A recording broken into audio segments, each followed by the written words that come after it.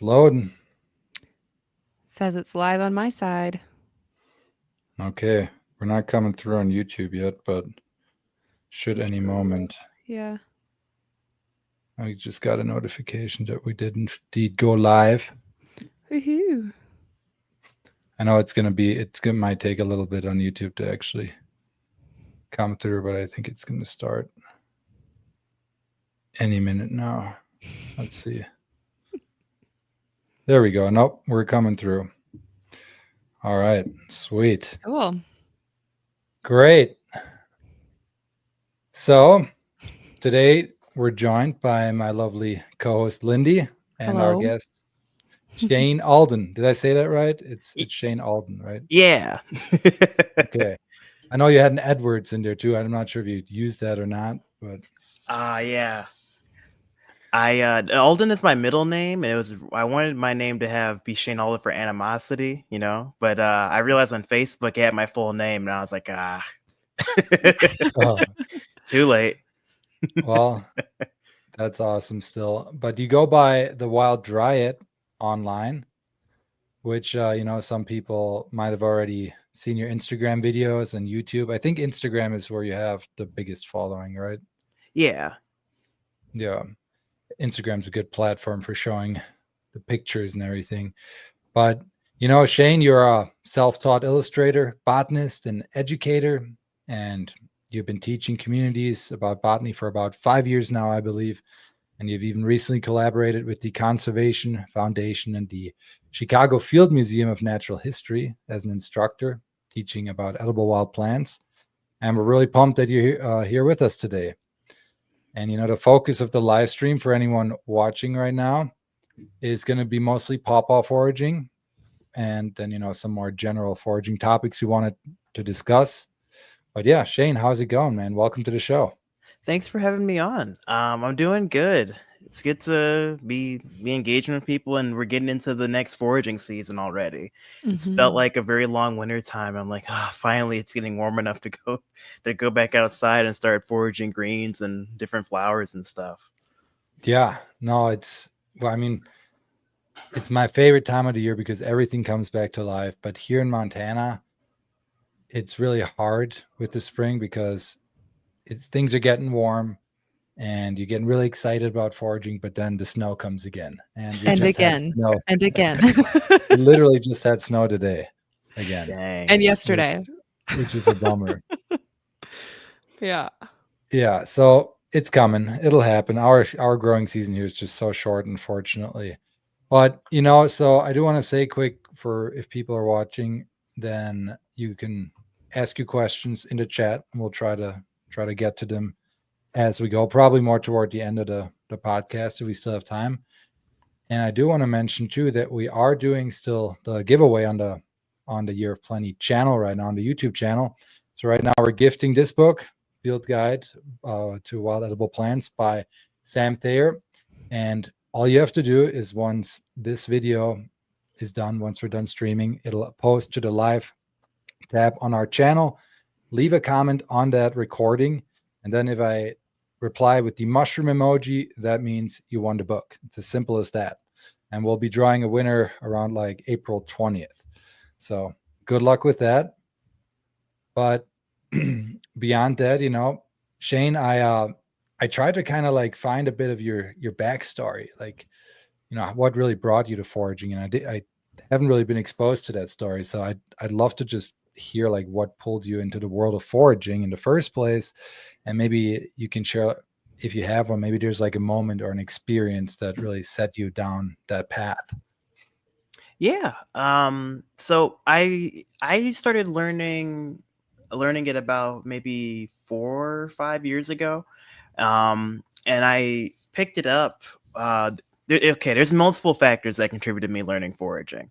One of them is that there's a guy on YouTube called Atomic Shrimp who does it in the UK, and he would do like I'm gonna be living off of like £1 a day, and then he would go out. I'm like, okay, he bought some stuff for £1, and then he would go out and like pick plants and point them out. And I'm like, wait a minute, you can just eat plants and stuff that are outside? That's cool. Yeah. That was the first click. The second one was my sister wanting to do sustainable gardening. and she was looking at videos and things like that. So that was kind of happening in the background. And the third thing is aquaponics. There's this Oh guy. yeah. I saw some people growing stuff with fish, and I'm like, that's so cool. I want to be able to grow stuff with fish, and I was researching it a bit, and then I was like, man, there's a lot of stuff that can go wrong with trying to do like grow food with fish. I'm like, I don't want to kill any fish, so let me just learn about plants first and then migrate into that. So I just started out learning stuff in my backyard. Any weed or anything that I saw that was different or stood out, I just drew pictures of and took notes on. Like, let me just learn about it. Um, the first thing I tried was, or started identifying, was like some clovers, white clover, like black medic, and we also had some staghorn sumac growing in my parents' yard, which for years we used to think they were black box elders trees. And Mhm.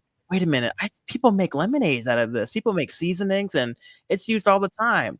So that was like the first big thing that I was like making in the drinks and cooking with. I'm like, man, there's so much stuff you can do with this. And from there, any plant that I saw that was edible, I tried. Anything that I read that had any historical use or anything that I saw that people were doing with plants, I wanted to try at least once. And I haven't poisoned myself or died yet, so I think it's pretty good. That That's sounds like a awesome. win. Um, that's with plants. So I feel like my main focus, and I lean on my knowledge and wheelhouse, is about edible plants, growing plants, and doing different things in that space. But mushroom foraging, I had a friend of mine who did classes did walks around Chicago, who did mushroom foraging. And I was like, oh, there's a whole other sector of like foraging. So that kind of got me exposed to mushroom foraging. And then he encouraged me to, like, you're already talking about this. Why don't you post on social media? And I think the first or second video I did got a good amount of attention. It was on Dryad Saddle. So that's like where the wild dryad comes from. It's based off of that. It's the Interesting. protector of the woods, and it's also kind of the base that catapulted what I'm able to do now by people seeing me talk about Dryad Saddle mushrooms. Um, I love that. And we're actually doing a stream with Savannah Foraging KY on Friday about Dryad Saddle. So that's Mhm. kind of funny that that was the inspiration for your name. The aquaponics is cool too. Did you ever go like look at an aquaponics facility? I do want to do that this season. I feel like I've had my hands tied up with being able to like do different programming and kind of do stuff with that. But I still want, it's still something that I want to do. It's just a little expensive on the front end to be Mhm. able to Yeah. do. But there's a place called, I think, Chicago Roots, which is through the Chicago Botanic Garden, that does aquaponics training and classes and stuff. So I think at some point I'll do something with them that'll be pretty cool. There's a cool one around La Crosse, Wisconsin called Superior Fresh that you should maybe check Mm-hmm. out at some point too. They're really cool. Sweet. That's awesome. So I know that a lot of people think that foraging is like picking berries and mushrooms and just kind of going out and picking plants. But I know that that can kind of run a lot deeper for you. How do you think that foraging shifts our relationship with the land, compared to like gathering or gardening or like hiking? Oh man, I think it's something that all cultures have a history of doing. And the one thing that connects everybody is food. If you're living, you have to eat something. So it's something that unifies and connects people across all different cultures and backgrounds. In my case, I didn't grow up with foraging, right? Like my family my deeper, like older family is from Mississippi and moved to um the north part of the US. So we weren't really, that way of gardening and foraging and doing this thing kind of lost from people. So we're trying to have to relearn it. The herbalism stayed, doing stuff with plants that way, but kind of the foraging and gathering it is gone because you're in urban environments. Mhm. Right. So I think a lot of people are moved from it because they're in suburban or urban sprawl. And now the significance is like not only through it are people able to find that it's like with food scarcity, right? Being able to get security with that, but also I think people are really starting to pay attention to the different cultures and history around it now. It's honestly one of my big focuses too. I love learning about cultures and different histories and uses about Same. plants as well. I That's find it fascinating. almost always like when I learn about a new plant or mushroom or whatever it is, animal, that's one of the main, like the first things I really look into is like, how did people in the past use this? Hmm. And that's like kind of an overarching theme for our podcast here too, is kind of like, how can we rediscover these ancestral ways?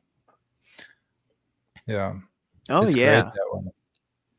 No personal antidote to that. I'm talking with some people who are from the Gullah Islands in the Carolinas, who have ancestry to or have it's a unique pocket of culture because they have been able to keep their foraging and cultural traditions through slavery. So there's like that African fusion and indigenous, and also like European influence of around this culture being able to forage and do different things. It's amazing.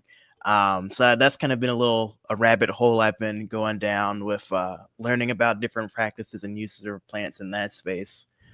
That's so Yeah, cool. for me also, it's like how I think, foraging kind of like shifts our relationship to the land is that you go from becoming an observer to a participant in Hmm. nature, whereas you're just like going out on a hike, la la la, oh, what a beautiful view. Well, now you're actually like in it. And you're like, Yep. whoa, you're looking at these details that you would have never noticed before. And I love that about it. To add to that, do you feel like it's extended like your vision in like other places too? Like I feel like when I started identifying plants and being more observant of like stuff stands out to you and you have a different perspective of stuff, I feel like I'm more observant, and I don't know, I'm able to point out and recognize things differently now across everything rather than not Yeah. just plants too. It's interesting. I think it's very Yeah. similar to like the artist mindset. So people who paint, once they start painting and they start getting really deep into, how values change, they can see the different shades of everything that's out there. So a tree is not green, it's brown and purple and green. It just everything shifts once you start learning a little bit deeper. Yeah. Yeah, I think it's like ingrained in our brain, this like pattern recognition and all that. And in today's world, we're like always just looking for entertainment and dopamine hit, and we're so like we're not using our brain anymore in the way that ancestrally we're supposed to. So as soon as you start doing that with something like foraging, I think it does translate then over, because you feel that natural way of using your brain, and you kind of like want to keep using it that way. At least that's kind of how I think about it, and I definitely think it carries over though. It's Mm. cool. Foraging has a lot to offer beyond It just does. getting food from nature.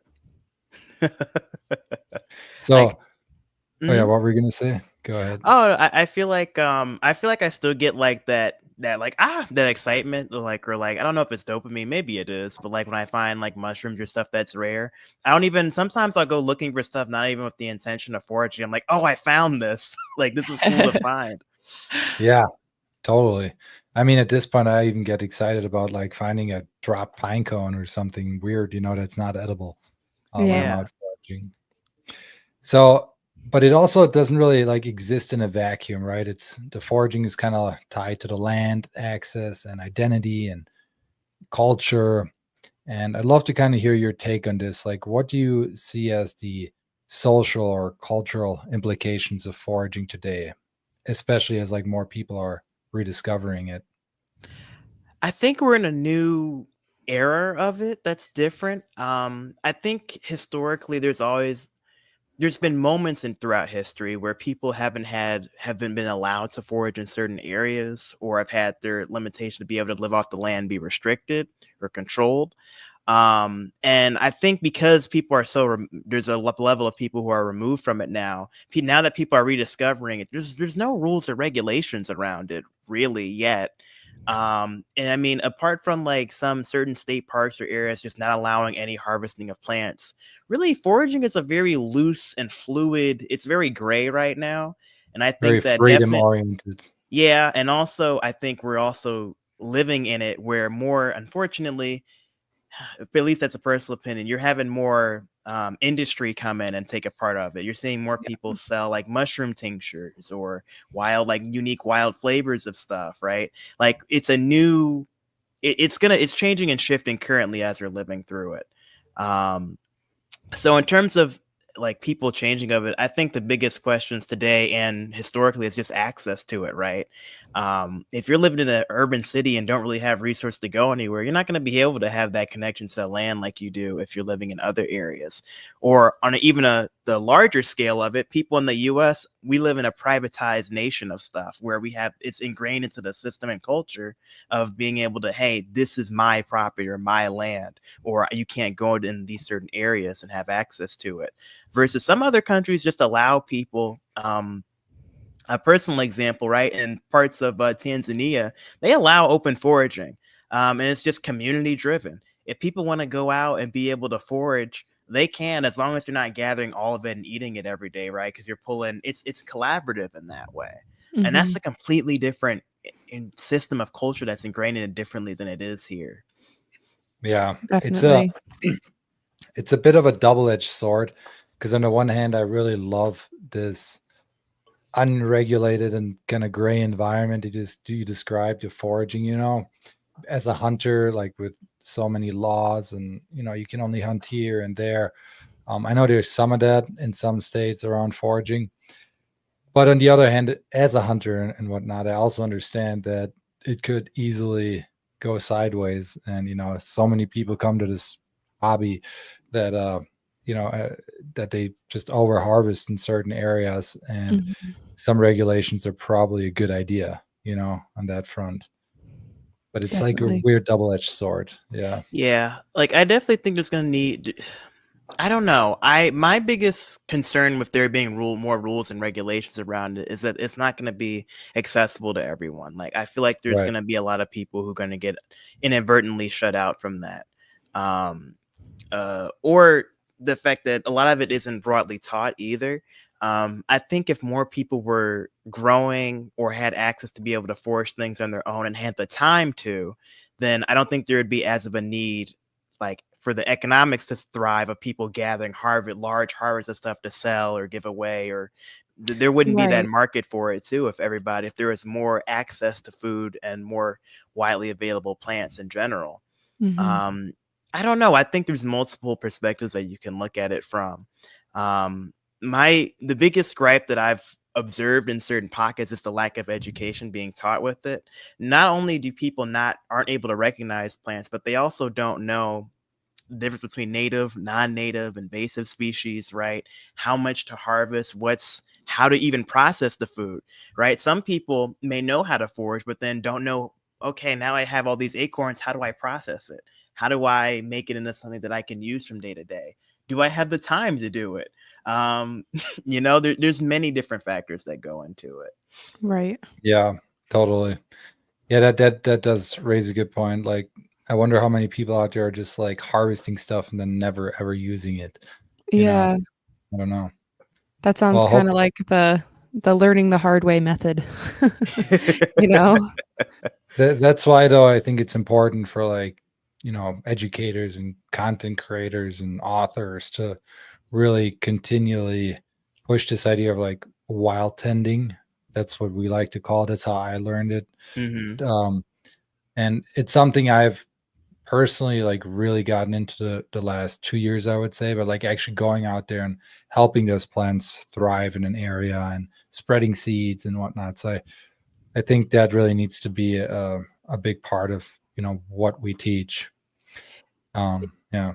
It's an active part of it. And another example to that, right, is like um if climate change and these issues of keeping these rare or endangered plant species alive that we like to harvest alive, it can't be just a small portion of whether it be private or like academia working to do restoration work, right? If only you have a small pocket of people who are kind of in or maybe even outside of these communities where these plants live, how do you expect to keep these plants alive if majority of people may not be unaware or don't know how to tend to the landscape? I Hmm. think it's very backwards, and I think sometimes people gatekeep the access to be able to teach people. And like, we all have to be able to, hey, pick stuff and then also give back in seeds too.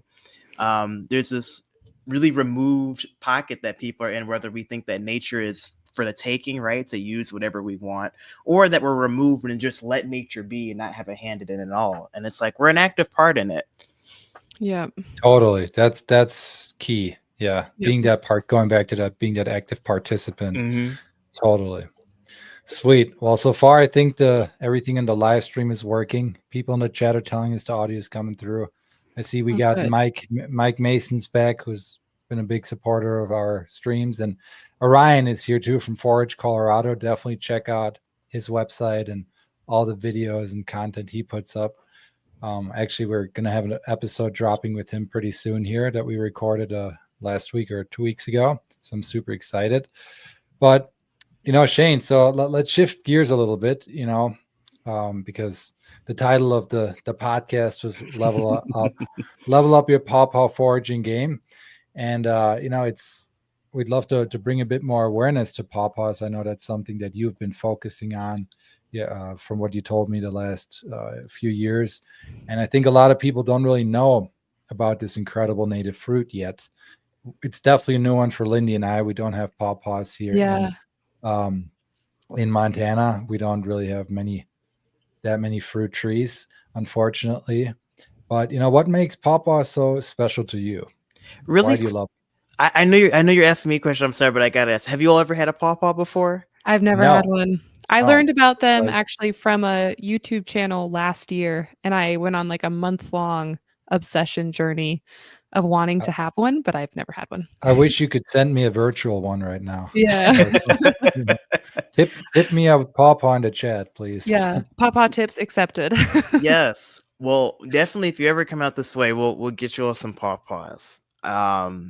But so, can you repeat the question? I apologize. Yeah, I got. like Mhm. it's all good. Like, what makes them so special to you? Why do you love them? Oh, I mean, so they're the first Nate, like, out of every, like, when I was learning a lot of foraging plants, I thought, oh, these are just things you can find in the grocery store, but wild. That's what I kind of thought. I didn't think there was anything that kind of went outside of things I've never even heard of before. And then when I found about a pawpaw, I was like, wait, this is a whole separate fruit that grows here natively that you can't get commercial. This is insane. So for those who don't know, like a pawpaw is also sometimes called a custard apple. It's in the breadfruit family. So it's related to some tropical species of plants, and it's kind of the only tropical fruit you can find in the parts of Midwest, South, and Eastern United States. And it kind of has like this bean pod like shape with this green skin, and it's got like this yellow custardy inside, and it's kind of like a banana-y Let me pull up some pictures so mango people can like see taste it. to it. I mean, it's a very unique tasting fruit. Yeah, Um, for people who have never seen it, I'm gonna just pull up some pictures quick because that'll help paint a picture a little better. So we're on iNaturalist here. Let's see what we can find. I know there were some good pictures when I looked at it earlier. Hang on. so Lots of green. Here we go. yes. This is a good picture.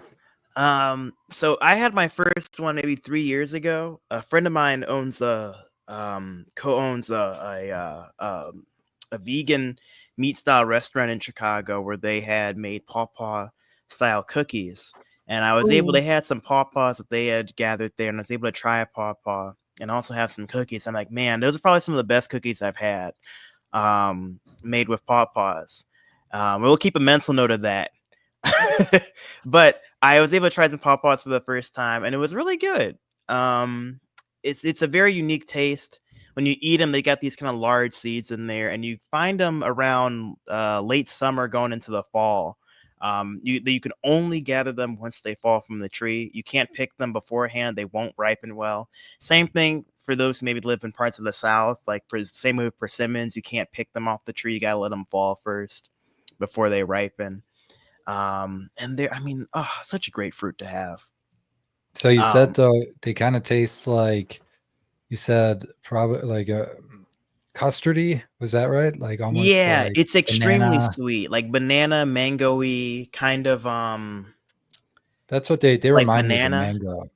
Yeah, I wouldn't put them in a wheel. I'd put them more in the wheelhouse of like a banana or a more like a banana or plantain. But they Mm. taste really sweet, and different trees you go to have different tastes to them. Like you may find one area that has them tasting more banana, but the other place may be more like pawpaw tasting. If that, it's a unique taste to it.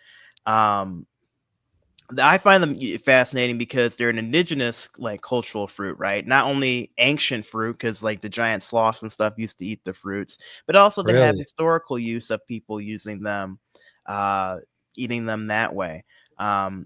Now, my experience, I've talked to some friends of mine who say that, who are indigenous, who say that, man, you should only eat it raw by itself or make it into ice cream.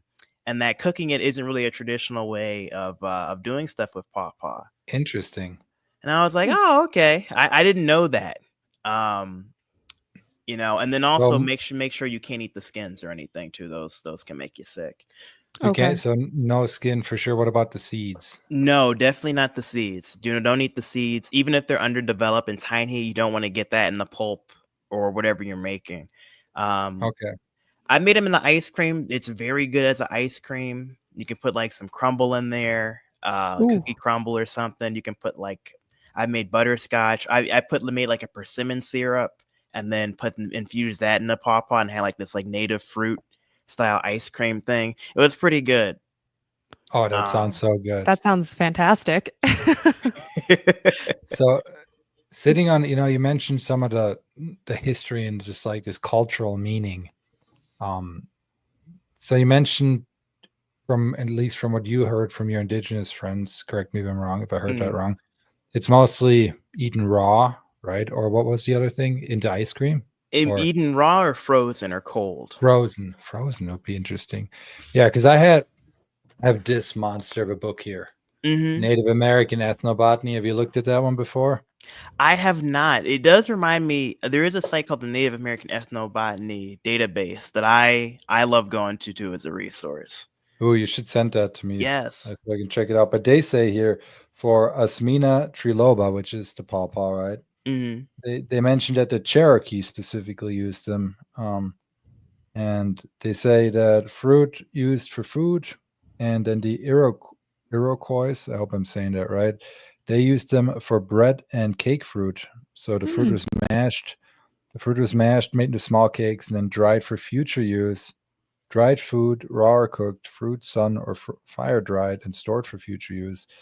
And also, the fruit was taken as a hunting food. So, oh, they also say that the fruit cake soaked in warm water and cooked as a sauce or mixed with cornbread, which, like, all Mm. those things I see over and over in this book.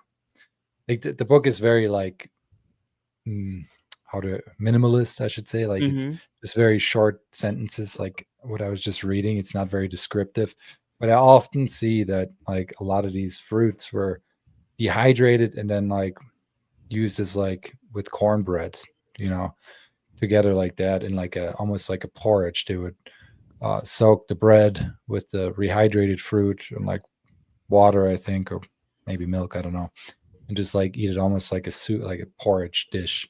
Kind of interesting. That sounds Pawpaw soup. amazing. I know. Yeah, papa soup, man. Probably great.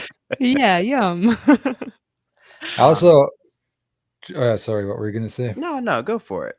I was just gonna say, like, from my research, because um, I've been, even though I've never foraged for it, I've done a lot of reading on it. And I read that George Washington and Thomas Jefferson were big fans of it, and they both grew it and ate the pawpaw. And then also, it was recorded in the Lewis and Clark expedition and actually fed that whole crew for several days during their expedition. They were like living on the pawpaw. But there's just not a ton of historical accounts that I could find. But I know it was definitely used by indigenous people. Mm. That's the challenging part of it, right? And there's something I do want to speak on too. I don't want to say largely indigenous. I feel like is thrown around a lot sometimes. Like, oh, indigenous people use. I'm more so speaking about the Anishinaabe tribes, the tribes around the Great Lakes region, the Ojibwe, the Potawatomi, and the Ottawa. Culturally around like the Great Lakes region. That's what I'm more specifically. I'll be specific about that. Mm. But also, you're right. There's not that much information on it, at least written about it. And there's so many people have their own different ideas, or some people say, well, my grandma taught me this, or there's so many different backgrounds of like how to use and process pawpaw. Um, it's fascinating. I mean, it's cool that so many people have a different thing for it too. But like the reason why I think it's more of a thing in the past too, maybe is just more access to wildlife, and also in modern grocery stores, right? Like it doesn't have a long shelf life. Like it goes bad in like 2 or 3 days. Right. Okay, Um, because mhm. that's kind of a question I had for you, which I think that kind of leads into this. You know, because from what I was learning about it, it's the largest native fruit that we have here in North America. So it's kind of hard for people to miss, right? Throughout the centuries. Like if it's the Mhm. largest fruit, someone's bound to stumble upon it and like experiment with it. From what I was reading, it was like very deeply ingrained in like rural places in their culture, like, you know, even in the last 200 years or so. But then it just kind of like, it seems like it's become a lost like fruit almost. And then the question was like, why do you think it kind of fell out of the cultural food story? Well, I think the biggest thing is like urbanization, right? And less people are exposed in the wild. And also the advent of modern grocery stores. That's been Mhm. since the late 20s or 30s. And that kind of was the beginning of the transition of people not really knowing where their food comes from, or having it being shipped or imported from other places, not no longer having the need for local resources for stuff, wanting to try things that are more exotic or not commonly found in your area, and you have access to them year round. Um, with pawpaws, they don't. A lot of our native fruits, like mulberries, pawpaws, our native persimmons, they don't have a long shelf life, so that's why a lot of times you won't see them in grocery stores. Or they're not just Right. profitable, right? They may have Right. wild populations, or they may be on a small farm or like a small grove of them, but you won't see them that much. Um, Usually they're imported if it's more cheaper, or there's more different there's a policy around different things why we don't have them more more Yeah. acceptable. It definitely makes sense if they ripen off of the tree. Like once they fall, then they're ripe. Because most grocery stores, they pick the green tomatoes, force ripen them, and then sell them. So if they can't do that, then it kind Mhm. of makes Yeah, it harder. Yeah. I think that's a big thing is like the shelf life. I think I read it, it's only like a few days Mhm. where it really stays fresh. Is that kind of your experience? Like after harvesting, how do you like how long are you expecting to keep the pawpaw fresh? I've tried both. So, what they say you do when you go out and forage them, you're looking for, they grow in like partial to full shade. You'll find them in like the understory canopy of like older forests, but sometimes they plant them by themselves too in groves. Um, and you get them like around September, fall. You either go about on the base of the tree and look for ones that are still good, they just fell, or if it's the right time of year, you can gently shake the tree and then they'll just you'll see them all like Man, drop down. do you bring a helmet for that? Otherwise, you might get one on your Or a noggin, no? shield. Because they get pretty big. Like how like what's the biggest pawpaw you think you found? The biggest one I've probably found is maybe the size of like a baseball. You know, Okay. not they don't get I've the ones I've seen don't get that big. I know they University of Kentucky was doing breeding on one that's called like the mango pawpaw or the mango custard one. It's like massive. And they're trying to breed it to where it's longer and has a longer shelf life. So work is being done to bring it to the grocery store, but in terms of seeing like wild ones, I haven't really seen them get too big. But I've seen some pictures on like there's like a Facebook group like Paw Paw Facebook fan club or something, and I'll see like giant people having giant ones. I'm like, that's insane, man. Do Yeah. you have Sorry. any like favorite pawpaw foraging experiences so far? um Ooh, the best time I had. So I honestly, the only place that I knew of was in kind of like the central part of the state that I knew of. A lot of the areas around me are owned by the forest preserve, and they don't want you messing with their native plants. Mm. So there is an area that's part of the central part of the state that I was able to go to. And, then it's like, well, I don't really want to go out there. And I ended up on a bike ride along a bike trail near me. I found like a whole grove of pawpaw trees. That's not nothing. No one runs it. It's just an open area. I'm like, oh my gosh, there's pawpaws here. So the start of the season, I came early when the flowers are blooming. That's around this time of year, around April going into May. You'll see the flowers opening up, and they're pollinated by flies. So Oh, a lot of the time, if the pollination is bad, if the right flowers and stuff aren't nearby, the tree isn't going to get pollinated well, and they'll end up just having a poor fruiting production that year. So what Feral Foraging does, I kind of drew from that. Some people will get a paintbrush and pollinate them by hand. So I went and did that this year. I took a paintbrush and hand pollinated them, and I kind of like get to reap my rewards in the fall. I was every like week or so I check back. I'm like, did they fruit? Did they get pollinated? And I just see the full thing come in. So I kind of helped with the pollination this season and was able to get some pawpaws toward the end of the season. that's so Oh, so it exciting. worked. It worked for hmm you. That's awesome. The one that I was able to reach, yeah. It's like Um, wild tending at its finest. yeah, Yeah. and I that mean, you goes do back that. to like the reciprocity thing, right? I'm giving to the environment, getting more fruit, and it gives back to you. Yep, Well, absolutely. plus people do that in the garden, like we do that with our squash, hand pollinate, help out like that, to produce more fruit. Can you walk us through that process a bit? And I can even show some pictures of the flower because they are very mesmerizing. Like, they're a very cool flower. They're beautiful. They kind of look like wild ginger flowers. They're kind of like they got Yeah, like they do. three or four, but they're like these dark purple or reddish color flowers. Like, Mm. so But what are they?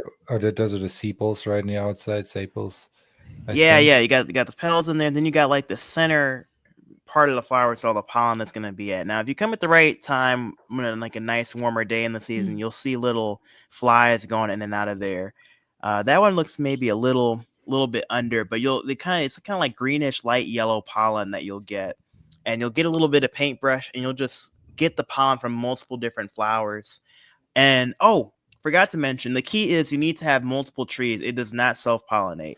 You Mm. need to Oh, have okay. multiple trees that are genetically different. You can't have the same tree self pollinate itself. It won't work. It needs to have different species of pawpaw all around it. Um, Okay. So you basically go into one tree with the paintbrush, looking for a male flower, hmm getting that pollen, and then looking for a female flower in another tree. Is that Yep, I'm right? just jumping around, going to each one. Spend a nice afternoon. You can bring some tea with you or something. Get them pollinated, and then you're watching them. Um, if they're in a good place, they'll yeah, it'll look like that. You get some pollen from it. They're so That's Um, when. So geometrically pleasing. they I are. It know. reminds me of like one of the. I don't remember which chakra it is, but it's very I don't. It's fascinating how nature is in like twos and threes.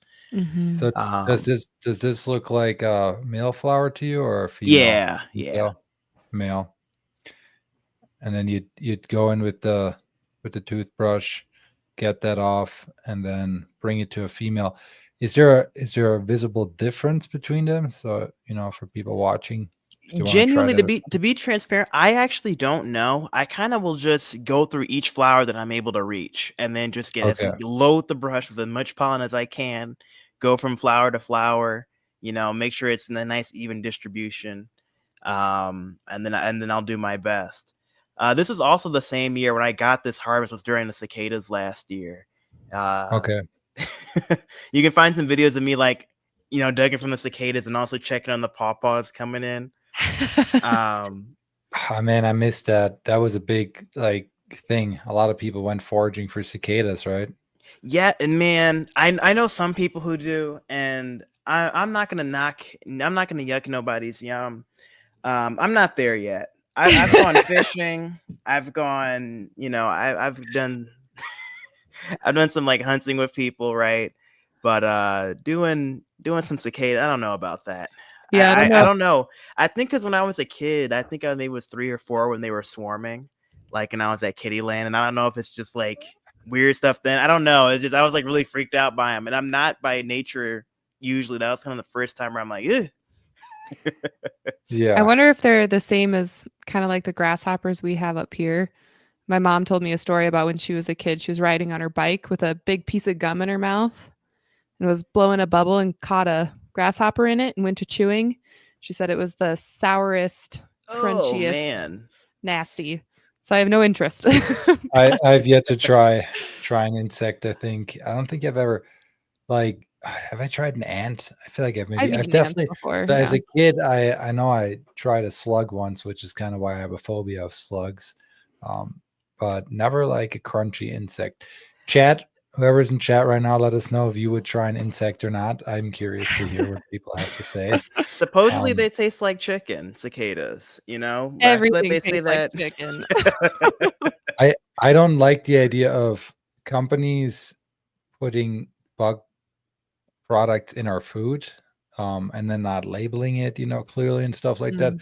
But I would be open to going and foraging for one, and at my own will, and like being I know I'm eating a bug, and trying it that way. I Yeah, feel like if it Yeah. was fried, it'd be yummy. I'd eat a yeah. fried bug. Sure. It's Yeah. like a cicada together on Yeah. cicada on a strip of pawpaw. I've Might be good. can I indulge Mm. you all in this really quick? Give me like Yeah. two. Totally. It's a minute. It's actually in my pantry. And I can Get it go out. Get Yeah. it grab out. it. Do We'll it. talk. Hold up. I had no idea you had a phobia of slugs. Me, yeah, if people listening don't know this about me, but um that's like the one thing I really just can't stand are slugs. And I think it is because as a kid I remember like playing with them and putting them in my pocket, and at one point I put one in my mouth, and I think that's where it started. Also in Germany we have when I grew up in Germany we have leopard slugs and bright red slugs, and they're like this big, and I don't know how you can't get a phobia as a kid. Are they of edible? Oh, No, cool. they are edible. Oh, what is that? We got a cicada. Oh, that's cool. That's one you found? Yeah, this is from the annual cicada 17-year broods. So how did you preserve it? It's in a mix of hand sanitizer and like 100% like alcohol, Whoa, like that's rubbing cool. alcohol, and makes it suspended and it preserves it. Okay, here's a That's question. super cool. Could I preserve a morel mushroom like that? Because I that would be cool. I don't know. My thing is, I think it'll bleed. The color bleeds out. Like if you make a Mm. tincture, I think it would just be like that in the hand sanitizer. Funny Mm. enough, I actually do have some dried morels over there. I won't get up again, but I do have a bunch of dried different stuff in the pantry. That would be cool because I've been wanting to make like how people mount big bucks on their wall, like, or elk. Hmm. I'm like, how can I mount a big morel? That'd be cool. Just to Maybe have like a I'll give artwork. it a try. We'll find out this season. Like for me, I'm maybe like a week or two out of the morel season. It's a very late year. It's been very cold this year. Mm. So this time last year, I was finding the black morels up this way, or at least like stuff was flowering more than what it is now. We haven't, I mean, like I said, we just had snow yesterday. We haven't had our 50s at night kind of Yeah. weeks. So Not we're even still close. looking for that. So going back to Paw Paw though, Yes. maybe we can talk a little bit about IDing the tree, right? So like maybe what does the tree look like? And I can pull up some more pictures again to maybe show it visually. But are there like any major ID factors you can walk us through Well, that they're you gonna have tropical leaves. They have some of the largest leaves that you'll find in like the Midwest. Arguably, kinda. I mean, compare if you're comparing it to like some of the magnolia leaves. They're a little bit smaller, but they're pretty large leaves, and they also smell like bananas, like banana Oh. Oh, really? leaf. If you were to crush it Okay. between your hands. Are you able Um, So to use them for culinary purposes at all? Culinary. The Oh, leaves, are oh, you able to cook with them? mm-hmm. So I've never cooked with them, but I have. I did have dried them out and made them in a paw paw tea. People make them in the Oh, tea. Very cool. Mm-hmm. Really? Um, So it's but like because we said we can't eat the skin and the seeds, the leaves might be all right. mm-hmm.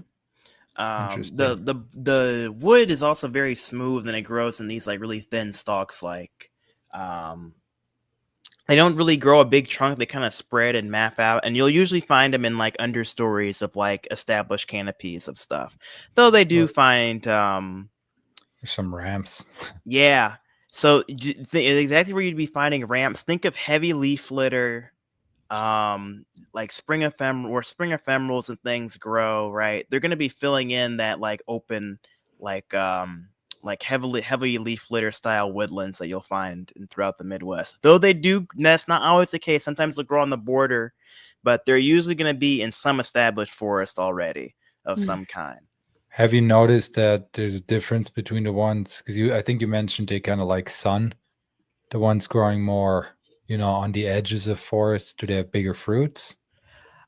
From the ones that I've seen, I don't know if it's the same tree genetically that I've seen, if it's just reseeding itself or it's just haven't been getting that much fruit. But the one area that I know too, that's probably, I mean, it was probably maybe 100 specimens of like pawpaw trees, and they're all like facing like the south end of a forest, and they didn't really have that much fruit. And I don't know if it's because it was a lack of pollination or if it's just the same tree, but I haven't really noticed that much fruit over there. That's anecdotally. I don't know if there's a difference with like fruit size or anything like that. It just varies from tree to tree. Yeah. Um, So what about like the bark? Looks pretty smooth to me. Very Is that smooth, gray. even on Maybe bigger trees? Is that yeah. like a thing? Okay, because It doesn't usually really when change. It stays smooth. It doesn't really start to crack or fan out like maybe like a oak or like hickory or something. It stays very smooth. And unlike cherries, right, where you see all of like those lacerations, those lenticels, right, that grow on there, you don't really see that as prominently on pawpaws. They don't really Mm. have that much, you know, grouping like that. Um, interesting. So I mean, it is a tree, so it's not like a little plant where you got to go and look through the meadow and compare it to a bunch of other plants. Are there any tips you have for finding them? Or do you just kind of recommend going out when they are dropping fruits and seeing if you can find fruits? Or is there any tips you have around that?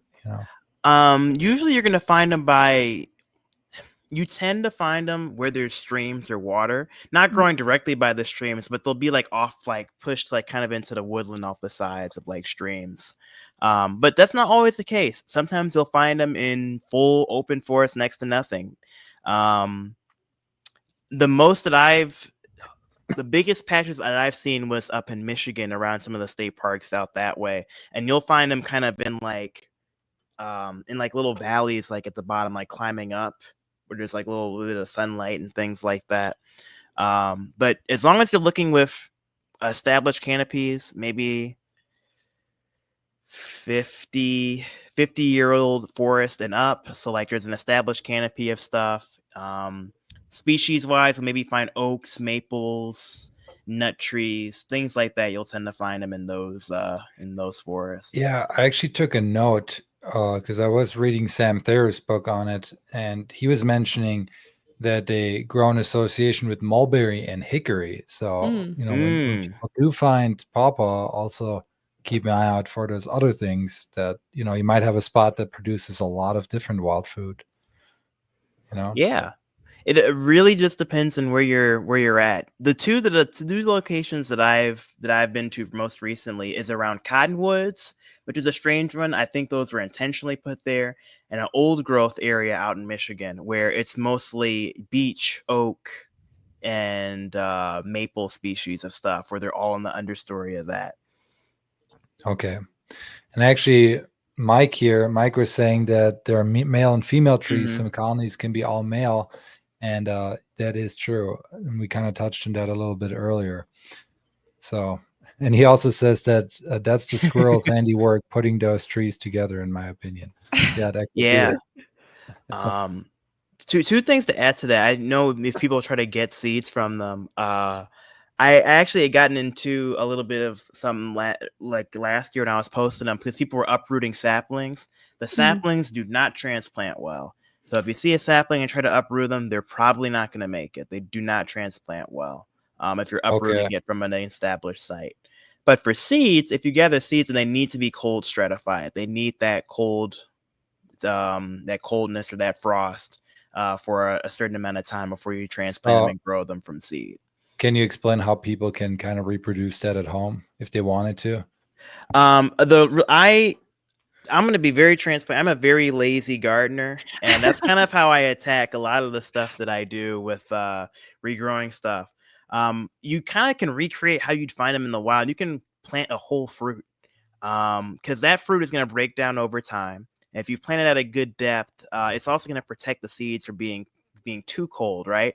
And then you can just plant the whole fruit, and then you can kind of weed out some of the flowers, some of the shoots that come up from the seeds as they come up.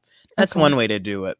The other way to do it is you can use it like apple seeds and like put it in like a wet napkin or something, or put it in the freezer, and then kind of freeze it that way artificially, and then slowly ease it into thawing. So you'd like transplant it into the refrigerator and then get it to sprout that way. If you are So going okay, to plant the full fruit, at what depth ish are you planting it at? Maybe 3 inches below the soil. Okay. Um, Keeping it at a good depth, you do run the risk if you plant the whole fruit of like having something else get it, like squirrel or something, be like, oh my god, you left this amazing fruit. Um, Someone said recreate it in the fridge. Yeah, it's yeah. also another. Mm-hmm. Yeah, that's because the only way I've tried a cold stratification was just in the fridge, not even in the freezer. So yeah. But I think there you can also just put it in the freezer first and then in the fridge. There's many ways to do things. But yeah, it's cool. Like I mean, that all adds to the wild tending thing we talked about, right? So you can actually go out and help produce more pawpaws in the wild. And why wouldn't you? Kind of like what Mike was saying, like be one of those squirrels, right? Yeah. Pick one, Like plant get out one. there. Yeah. Yeah, we started doing that with the berries we pick. Like Mm. every Mhm. once in a while, when we pick one, we put one in the ground. Just, it might produce a tree. Worst case, it doesn't. But then, Yep. still try it. It's still good for the soil. Yeah. And also, I did take a note from Sam Thayer's book that I thought would be helpful here. And he said that if there's a seed source nearby, pawpaws are good at recolonizing abandoned fields, often mingling in such sites with aggressive native and invasive shrubs. Hmm. So to me, I highlighted that in the book for me because I figured that's interesting for like homesteaders who might want to turn an abandoned field into, almost like a native fruit orchard. Like maybe if the pawpaw is a good tree for that, then why not? Why not try that? Although it is interesting that he put that in there because I have also read what you were saying that they really thrive in that understory, and he says that in the book too. But maybe they are also a kind of a good plan to recolonize Mm. like that. Yeah. They prefer shade, but they're plants. I'm gonna lean against using absolutes. Like some people grow them in open fields and they do well. They've got Yeah. some ornamental ones for those around Chicago. They've got a couple trees in front of the Shed Aquarium in concrete pavement cement, just planting in the landscaping, thriving, doing well. And they've got Really, another one around. they Hmm? have them in front of the Shed Aquarium. I used to love to go there as a kid. If Yeah. only I would have known. That's awesome. So it just depends. If you're updating it and keep taking care of them, then they'll do well. But if you're planting them where they're not ideal, it's gonna take a little bit of work to keep them. You may have to try a little bit harder to keep them alive. Yeah. Hmm. That's cool, man. Seems like such an interesting tree. So, I mean, we talked a little bit about what they look like, some ID factors. We didn't even talk about really where they grow in North America. And I did pull up a map for us to share because I think it's always good for Yes. people to just kind of see, is this even relevant for me? Here in Montana, not so much, but I'm down to do a road trip sometime, maybe when we're in Wisconsin at some point, we can come visit you and then you come visit us in Montana. That'd be sweet. We'd love to have you here, show you some of the plants. around this area. But this is from bonap.net, which is Mm. one of my favorite sites to go to for a lot of plant information. And so the dark green is where it's native, and the light green, I believe, is where it's native and very abundant. So looks So like close to Wisconsin, us. very bottom of Wisconsin has some, but yeah. Yeah. I mean, I'm kind of I feel like I'm very lucky to be in, like, I feel like the Chicagoland, like, Midwestern belt of stuff is like a capital for foraging. There's so much stuff that Mhm. you can Yeah, find man. there. Yeah, Um, it really is. Like that's one thing I miss about even just Wisconsin is there's so much to forage for. Like Mhm. it's amazing. So for people listening, we're looking at the map here, and it's like if you're not watching the video right now, um, it's about the eastern half of the U.S. Some parts of the Midwest missing. You know, Wisconsin and to the left of Wisconsin is kind of the pawpaws are missing there, but the rest around the Great Lakes, even up into Canada, it looks like there are pawpaws. It's pretty cool, all the way down to Florida, Texas. That's sweet. What a cool I bet I bet there's so many people that just have no idea that we have like this tropical looking fruit here in the US. Like it's just amazing. And I think it's like the only type of fruit in that like genus, I might be wrong on that, that does grow in like temperate climates, yes. Hmm. right? It's so cool. I love them. Even though I've never tried one, I already love them. I as much as we are talking about it, I do have a story to tell about it.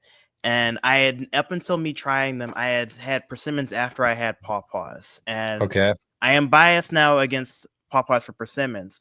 However, I still have a soft spot for pawpaws for the foraging aspect of them. They're fun, and I mean, I love the whole process of it. It's a whole year. You start in the spring, and then you have to wait till the tail toward the end of the foraging season before you can reap a harvest from them. Um, oh, can I Mhm. and Yeah, go? yeah. Okay. Go ahead. Go ahead. So I had said before I had made pawpaw cookies before. Yeah. Um, no, or I had them before with a friend of mine. I was like, man, these are delicious. Shane's gonna make some pawpaw cookies and bread at home. So that same tree that I worked last year to get and pollinate from, I'm like, man, I'm gonna make some oatmeal pawpaw cookies. And I loaded it up, put different things. I made like a pawpaw bread, and they look beautiful. I wish I'll send a picture. But it was these beautiful spray of cookies and bread, and I was, man, this is so good. I'm gonna cut me and my mom a slice to have. We eat it, it's delicious, and then about 2 or 3 hours later, we get a rumbling, and we're like, uh-oh. And at that point, we're in the bathroom, expelling out of both ends for the next hour. And I've had food poisoning for the next like day and a half, Oh both of us God. after having it. And we had learned that apparently a small percentage of people genetically are not able to have cooked pawpaw. Um, Interesting. and there's not that much research done into it, but certain people, when they have it cooked, have have a disposition to getting sick from it. Now, the reason why it's not research, it's like it's not a lot of people are eating it, right? It's not a readily available food. So the research around stuff that you can do with these native plants is still to be found out and recognized. However, there's pockets of people who say not to eat cooked pawpaw, and I have personally have gotten really sick from it. And a lot of people say they can't have cooked pawpaw cooked into things, whether it be at a certain temperature, or the way that it's prepared. Yeah, Interesting. there is a whole big Reddit thread on that I actually linked I looked at before, and actually Mike Mason's the one who told me about it. And yeah, there's a lot of people who in general pawpaw just doesn't sit well with them. There's also supposedly this like neurotoxin that they found in those pawpaws, but there's a lot of discussion about like how well are these studies done, because they basically like extracted them from the whole food complex and then exposed them to rat brain cells, and yeah, it just there's so much discussion on that topic yet, and to me it seems strange that this fruit that we know was eaten for a very long time, Mm-hmm. could be detrimental. It, I don't know. Maybe, if someone's really worried about it, maybe like limit yourself a bit to eating it. It's like eating fish that's got mercury, you know, or all these other, I mean, so many things have toxins these days. Yeah. Um, have you heard about that? The neurotoxic properties potentially? I have not, though I have heard of them trying to extract I'm sorry, I don't remember the compound, but they are extracting using pawpaw seed compounds as a herbicide against aphids and Yeah. doing stuff Oh, that way with it. Um so I know that they're using some of the stronger compounds in it to experiment with and do stuff with. interesting. Yeah. So So it's interesting. Hmm? Mike said that the toxin is only in unripe fruit. So maybe he has done more research into it than me, but could be. There's that level of it that people have. I feel like there's a lot of like anecdotal stuff that people say it's unripe or it's ripe, and I'm still waiting to see what happens. And I'm just saying that I would lean on caution for people to try it and taste a little bit and see how you react to it. Um, to a more something I do know as a example, right? 10% of people have an allergic reaction to daylily flower pods, right? There's a guy I know who did a foraging event in Chicago and had a woman find that out and had a Oh, severe allergic reaction to eating flower. I mean, that's a Flower. big disclaimer, right? Like with any wild food, any Mhm. food in general. any food in general, but I mean, you never especially with know. wild foods, because your body's so not used to some of these. Like, always eat a little Yeah, bit first and see how you Yes. feel. Right? yeah. Yes. It's like It's just babies you got trying to say peanut it. butter for the first time. You don't give them the whole jar, you give them a little bit and just see what happens. But you were mentioning the cookies, and I also read that like dehydrated people had that gastrointestinal issue. But it's weird because in this, like here, they clearly had accounts of Native Americans drying them and using them like that. So I don't know what it is. I lean on I do agree with you. Like I do lean more on the ancestral knowledge. Like if there's historical records of people using it, I think maybe there's just something that's lost or may not be done right in the processing to be able to make it in a way that is edible or not that is edible, that's prevents risk of people getting sick from it. Yeah, I it think even have. yeah. Sorry, go ahead. Oh, sorry. I think it's a mix of like, some people have being sensitive to it, but also maybe the way that it's processed, or maybe people gathering underripe fruits or people leaving skins in, right? It's hard to gauge with everybody having their experience, maybe of them. Are they doing it right when they do make Right. Right. these things too? All right. It's definitely something I think it's good for us to mention here. But you like raw pawpaw, you've never had an issue. No, never. And there's so many people that, you know, eat them, even though we've been saying like not a lot of people eat them, but there's still a big population of Yeah. people that eat them and have eaten them. So yeah, I really want to try one and just see. Yeah. But See I what mean, happens. the idea of, I mean, the fruit itself, the way you described it just sounds amazing. Like, who doesn't like a mixture of mango and bananas? Like, wow. You know? I like to describe it as if you have one or two, it's extreme. It's like eating gelato or like Oh, eating pure say less. um like caramel. It's not that it's like it's very rich and like thick, and then you can have like one or two and be like, that's enough. I don't need any more. And it's the first fruit I've ever had or like wild thing where I'm like, man, that's enough. It's like it's Interesting. a very unique richness to it. Yeah, yeah. Well, that probably will keep you then from overeating them, which is Hopefully. maybe that's native people like, or people in the past, maybe they knew that too. Like, just I don't. mean, maybe that's the And way it, fruit's supposed to be, you know? well, that goes back to the seasonality of things, right? Hmm. Because I think pawpaw is a very short season, right? It's pretty Yeah. short.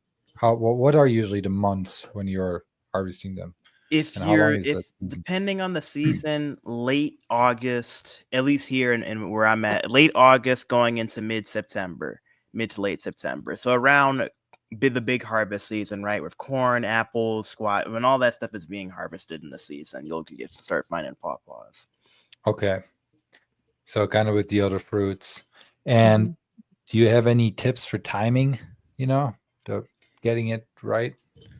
I treat every year as its own unique year. Mm, As much as I've done this, every year is different. You can go to this, like, especially with like climate change and things being more sporadic, just check and watch the season. The more you're outside, the more you're able to watch and observe them. You just shoot for when like at this point, I'm able to watch other plants in time. Okay, this is coming up. I'm probably able to go look here. But like I said, this time last year, the flowers are opening and there's still buds right now. They haven't even opened up for me to pollinate them yet. So, um, when you find yourself a tree, check back on it every once in a while and then just watch the fruit. Last year I was giving it a light shake here and there. Don't force it. If they're not falling to the ground, they're not ready. Gotcha. And how do you know when they have kind of gone past their prime of Oh, you'll ripeness? know. You do? Okay. It's there'll be fruit flies. They'll like turn jet black. Oh, okay. They get really mushy. Like you'll know, but It's the like bananas kinda. just like bananas, and they Yeah. get sweeter over time too. Like Okay. even if you do let them sit a couple days and you want them to be really sweet like that, you can have them like that too. For fresh Okay. eating, I like to have them more on the fresh side, and for making into bread and cookies, I like to wait a little bit, kind of like bananas. And are you keeping them in the freezer for storage at all, or are you just eating them right away? So some people will. For me personally, I would remove the seeds and the skins from them, and then freeze the pulp or like Okay. the leftover fruit. I put those in bags, freeze that. Other people sometimes will freeze whole fruits. You can do that, but you may find it a little frustrating to have to take the seeds or stuff off in the future when you get ready to use them. Getting the pulp first and getting that's the best way to use them because you can bake them into stuff. You can eat it fresh, like in I don't know, kind of like a porridge style thing. There's a lot more stuff you can do with it processing them that way. Okay. So what are your favorite ways to use them? I've had them eating them fresh. Made them into try it for yourself. Make them into cookies or a bread.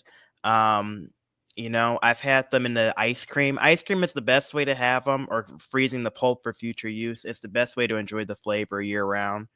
I even know some people make it into alcohol and wine and stuff. Oh, yeah, I Ooh. wanted to Ferment ask it. about that.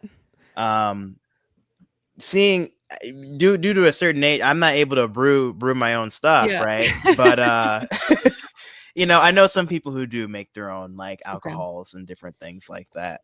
I'm sure there's some medicinal thing. I skew away from it. I'm sure that there is. I just haven't done that much research on the medicinal end of like potentially making tinctures or salves or stuff with pawpaw. But I'm sure there's maybe some benefits that you can do with doing that. But again, do your research and don't mix medications with wild plants. I always put that Yeah. Yeah. out there. Uh,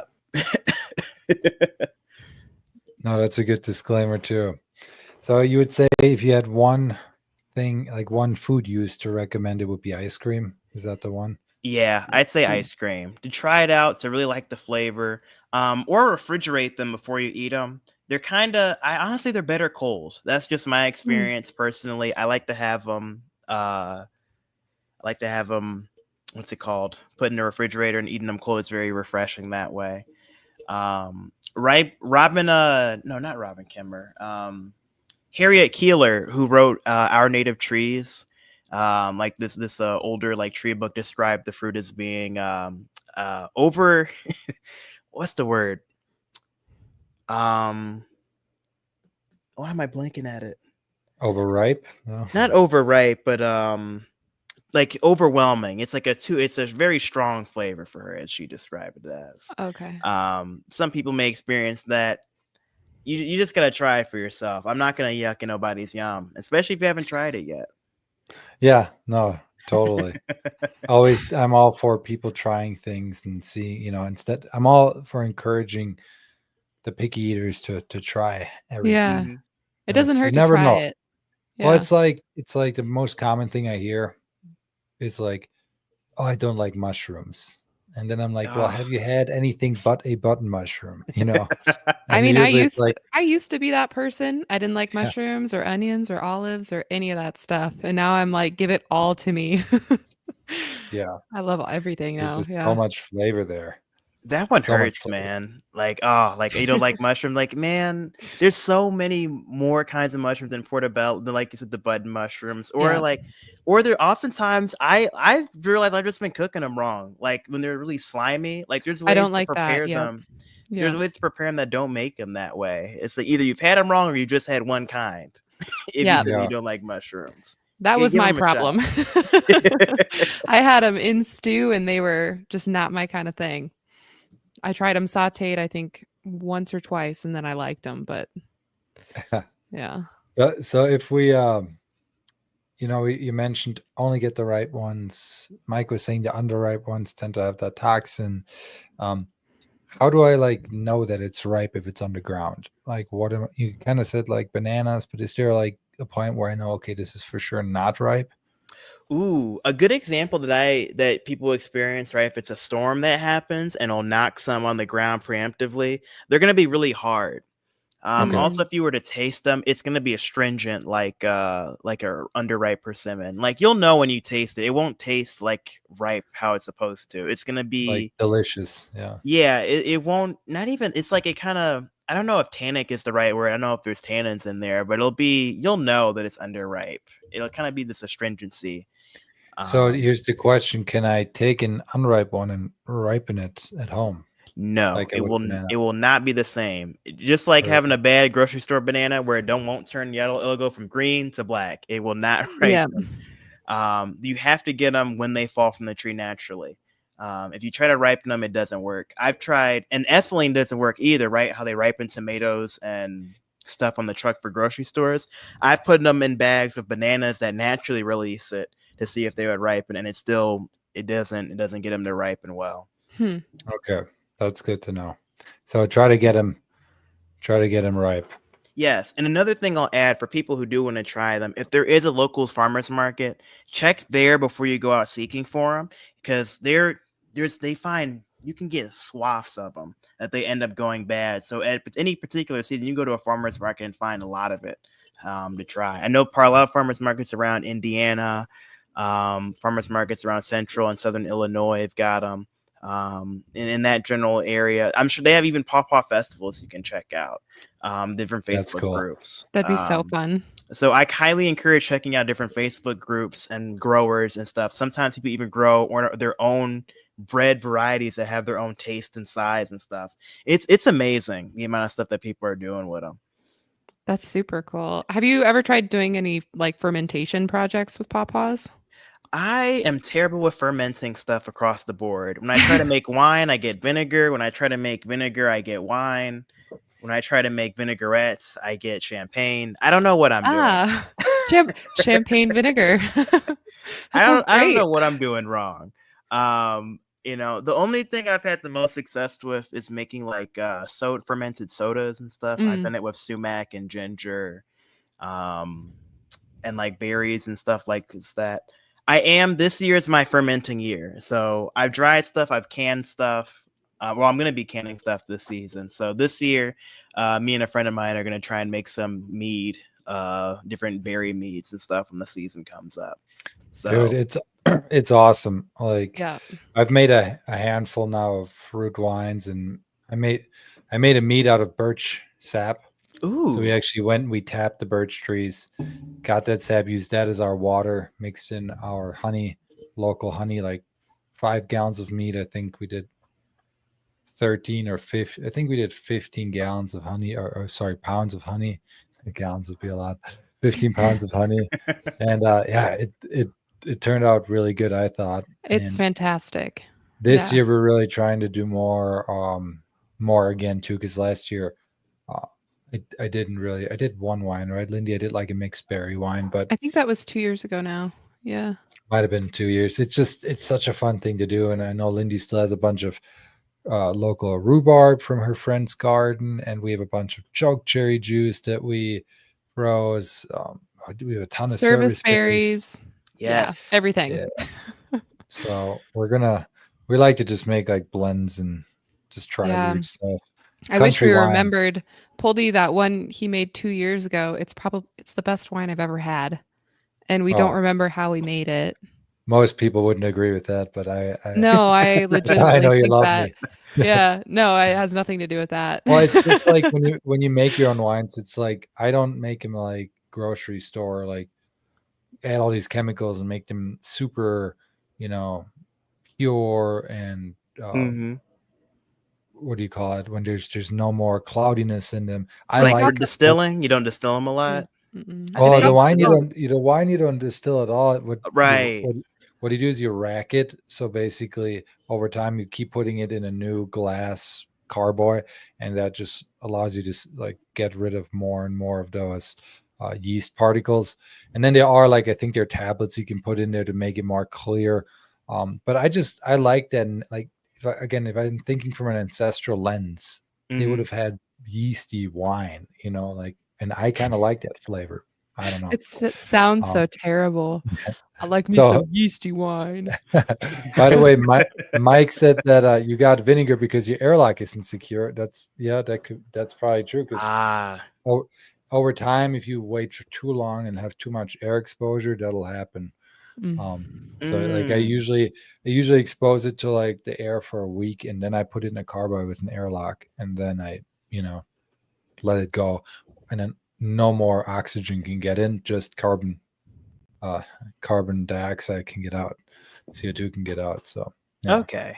So to be fair, I tried making grape wine with forage like riverbank grapes, and the two things I did, I didn't hand squeeze them or like step on them, and the bitterness from the seeds got into my wine. So I'm like, oh, I'll Ah, I'll, I'll compensate and I'll add more sugar to it, and then it was really syrupy, and then it got vinegary. So Um, there was like 3 or 4 mistakes I made in that process. I've never used wild grapes. I've always wanted to. I think that would be a fun one to try out. But I yeah. could see like those tannins, yeah, being Yeah. overbearing maybe. Man, but a pawpaw wine, oh, Yeah, that would that's be what I'm cool. thinking about. I That'd be wonder. I super wonder if tasty. that's like, yeah, I got to try it at some point. Mhm. That would be cool. So, do you know if pawpaw has any like ecological role in the ecosystem? Does it play an important role?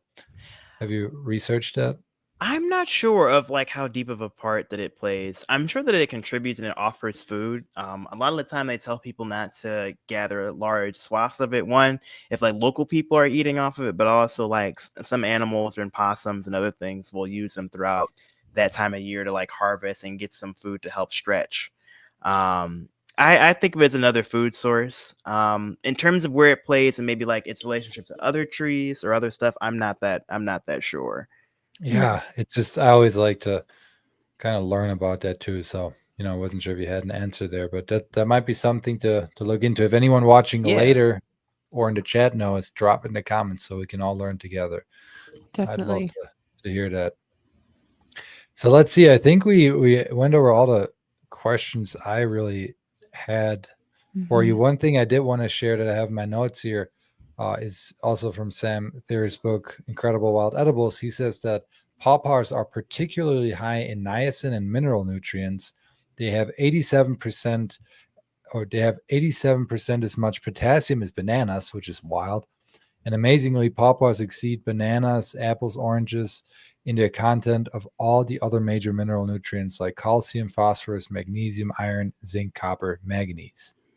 Sounds like it's pretty loaded with some good Yeah. minerals I on mean, that maybe end. that's why the satiety of it is so high, as you just reach Yeah, your max point. that could be. Yeah. Mm. That could be. So let's see. Maybe we had some more questions in the chat for you that we missed. I see Pius was asking, for people living in cities or urban areas, how can they start foraging in their own environment? Are there any plants that are commonly overlooked in these areas? Man, I don't even know how good it's showing up, but I've got early spring forageables. A lot of these you can find growing in urban landscapes. I've got red like clover species, violets, species of garlic mustard, common plantains, things like that. Um I'll start with your lawn. I'd probably say every lawn the unkept lawn that's not being sprayed or mowed probably has like 15 to 20 species of edible stuff right off the Mhm. bat that you can learn and start identifying. Plus, there's a low risk factor. Um, Apart from like maybe mildly toxic stuff that you find, a lot of the stuff you'll be able to know that's growing in your lawn, at least openly, like suburban urban areas where you'll find like a lot of these stuff. It's usually going to be mixed in with, there's a low risk factor. It's not like you'll be a high diversity of stuff that can make you go wrong. um I mean, dandelion greens are right off the bat. I mean, a lot of people, I know that may be a simple one, but you'd be surprised at just how much stuff you can do with dandelions. The roots, the leaves, the stems, the flower tops, all parts of it are edible. You can grind it into a cocoa powder like substance because it's bitter. The roots you can make into dandelion coffee, no caffeine. But hey, if you're trying to kick a caffeine addiction, maybe that can help you. You can make it into dye. That milky sap you can get people use medicinally. The edible greens you can cook, saute, dry out. You can make it into dandelion wine, and that's all from one plant that's It's readily crazy. available. It comes back every year. I'm pro dandelion. I mean, there's so much stuff you can find. Dude, Um, dandelion is an amazing plant. Like it's supposedly invasive with potential of there being native. I think there being some or it being native in the yeah, US, but it's just crazy because it grows everywhere. It's so abundant. Most people spray it to death, but it's like an amazing food source. You Mhm. know, it's even fun for the kids. And then they yeah, blow. They're Then it so makes more fun. food. You get to blow the little white tops when they go. It's the best. Some people dip them in like batter and like fondue the tops and like Oh, fry yeah. them and like do stuff that way. I mean, there's so much that there's. It's honestly as much as your creativity allows you to do with like doing stuff with dandelions. Some yeah. people use them as straws, right? Those stems, they're hollow. You can use Oh, them like really? that too. Oh, that's a good That's idea. kind of fun. I've never I heard didn't of know that. that. That's kind of fun. That's a Yeah, really good they're idea. cool. So yeah, I mean, you don't have to go far to start No. foraging, and you can. There's a lot you can find in urban environments. For me, though, it's just I'm always wary of it because of chemicals and Hmm. dogs peeing in certain areas and all that. You ever see The Sopranos? I never No. watched it There's actually. there's a there's a scene where where one of them comes in and he's like, "Oh, I got some dandelion greens. Oh, on 53rd Street where the dogs go piss at." It's like it's always Yeah, like people are freaked out about like the dogs peeing on stuff. I do agree with that. My thing too is like you said, the runoff, and then also like the waterborne illness. I do not forage by unknown waterways. Yeah. yeah, Waterborne illness freaks me out. I very rarely forage water-based plants unless I know the land and the history and the area of it. yeah, Not only do they draw up heavy metals and stuff, but they also, there's waterborne illness and bacteria and diseases. Man, nah. There's just a yeah. lot of stuff that can mess you up, and that's not the fear monger, but just for people to be mindful of. Yeah. Giardia is a very real thing. It Yeah. is. Yeah. So, in relation to our question about Paw Paw and its ecological purpose, I think Mike said that I think ants and beetles are the fertilizers of the Yes. trees. So, there is probably a role important in entomology. That's interesting. Oh yes. So to answer that, then they are pollinated by a certain species of beetles and flies. So they help serve as a need for that for like food for them. A lot of people when they think of pollinator, they just think of butterflies and bees, and it's like no, Mhm. there's beetles and flies and stuff that go into with magnolias, pawpaws, and all those other things too, and wild ginger being Yeah, pollinated by beetles and flies and stuff. that's awesome. There's so much to learn, man, like about nature and how it all works together. And it's like endless rabbit holes, right? Right. Yeah. Just, Oh yeah. it's I crazy. get a little concerned if I hear someone say or they don't say I don't know about something with like processing stuff. I'm like, I'm like, man, there's a lot that you don't know. I feel like every time I go into a different space, there's always something new, and like there's a whole other face of something else that I just wasn't even aware of. Mhm. Yeah. For Yeah. anyone who's just kind of getting into foraging, what would be kind of one of your top tips to get them started on the right foot? Learn your identification first before you even think about eating anything. Just get familiar with what's around you. You can start by just if you go to, and I also acknowledge, right, people may not have time if they're working jobs or like, but just if you're taking a walk, like a 5, 10, 15-minute walk to work every day, just recognize all the plants that are in there. Like what trees are growing nearby, what plants do you see popping up through the pavement, and that'll slowly start to get you familiar with just recognizing and like paying attention to it. Can assure you, you're going to find something that's edible, or has some historical use just by doing that. Mm. Yeah, so just get started. Identify first. There's apps, there's iNaturalist, there's Picture This, there's subreddits where you can cross post and get community driven responses to anything. Um, just be confident with asking questions, right? The community is very welcoming.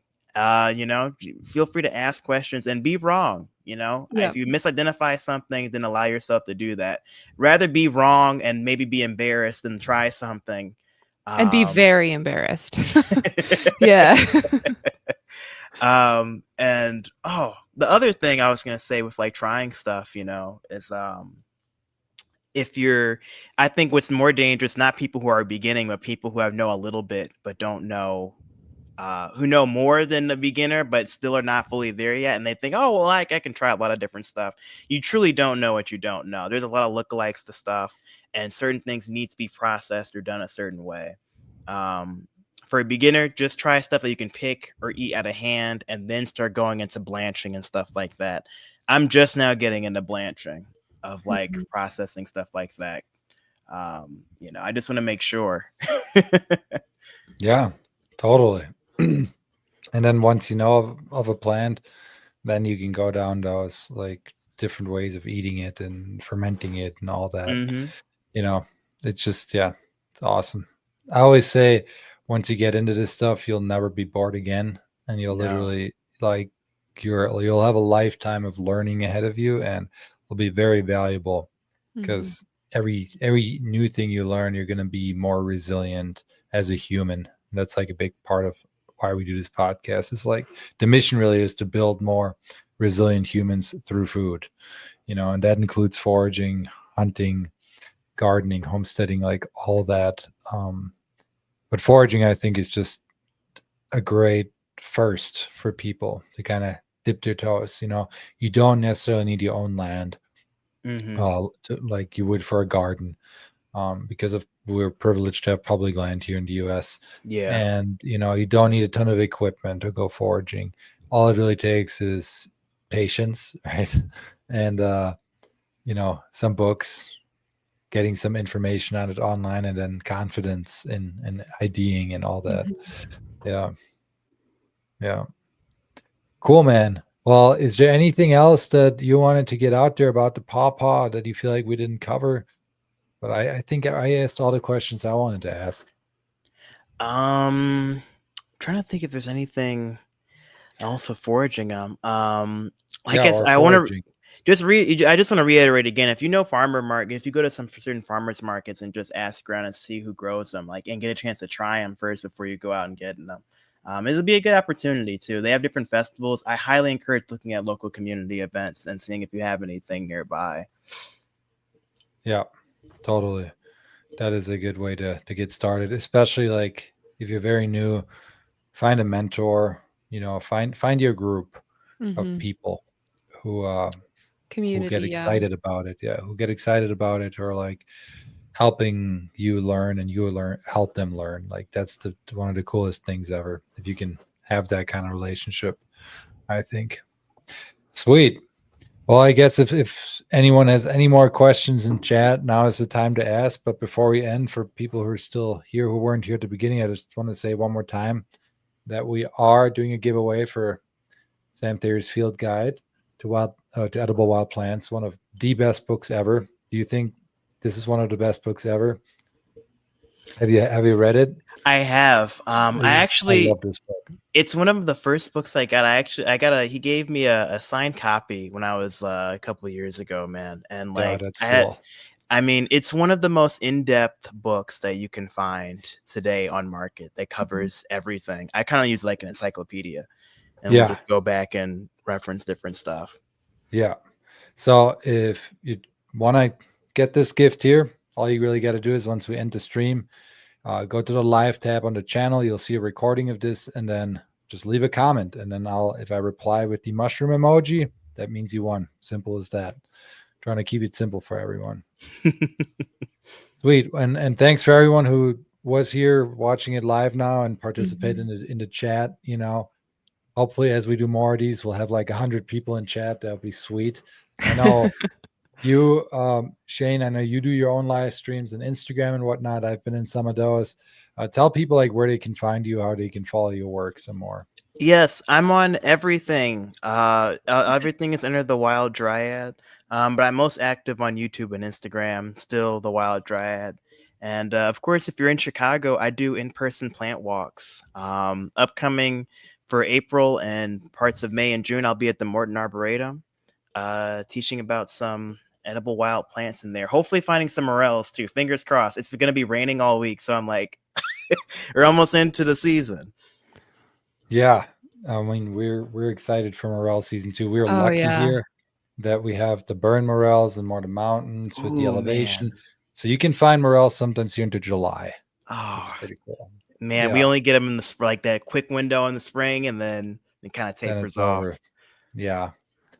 Well, man, we really appreciate you jumping on today. We'd love to maybe do another one in the future about another plant. We'd love to definitely have you come out to Montana sometime and explore some of the wild plants we have here that you might not have over in Chicago, in Illinois. Yes, and vice versa. If there's anything, I know there's some pawpaws. If there's persimmon, do you all get persimmons out there? Have you had them? No, Oh, we'll I get you all to try wish. some persimmons too. that'd be There's sweet. some cool stuff out here. Yeah, and we do. I still have family in Wisconsin, so I go every year. Okay. So it's a pretty easy spot to maybe meet up or like meet halfway or even come to you. So if I ever drive, we can bring maybe some like burn morels or something like that. Be fun to Yeah. barter a bit. That'd be cool. Oh yeah, Yeah. yeah. We can and stuff. We grow our own. Like we're starting a garden, me and my family. So trying to do some can. We're trying to get a community of people to barter too. So that's always Awesome. great. That's the way to do it. Sweet. All right. Well, we're gonna end stream now, and yeah, thanks everyone for watching. But stay around, Shane, for a bit here afterwards. Don't leave Yeah. yet. All right.